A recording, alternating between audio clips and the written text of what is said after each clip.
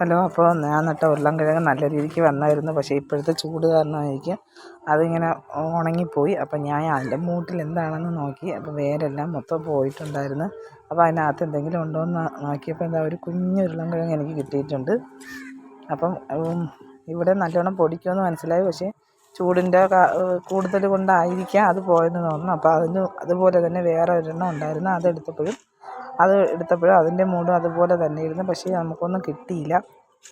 അപ്പോൾ എന്തായാലും വേറൊരെണ്ണം നല്ലോണം പൊടിച്ച് നിൽപ്പുണ്ട്. അപ്പോൾ അതിൻ്റെ കിഴങ്ങ് മുകളിലിങ്ങനെ കാണാമായിരുന്നു. അതുകൊണ്ട് ഞാൻ അതിൽ കുറച്ച് ചാണകപ്പൊടി മിക്സ് ചെയ്ത മണ്ണിട്ട് കൊടുത്തു. അപ്പോൾ എന്നിട്ട് നനച്ചൊക്കെ കൊടുത്തിട്ടുണ്ട്. അപ്പോൾ അതിനി നല്ല രീതിക്ക് വരുമോ എന്നുള്ളത് നമുക്ക് നോക്കാം.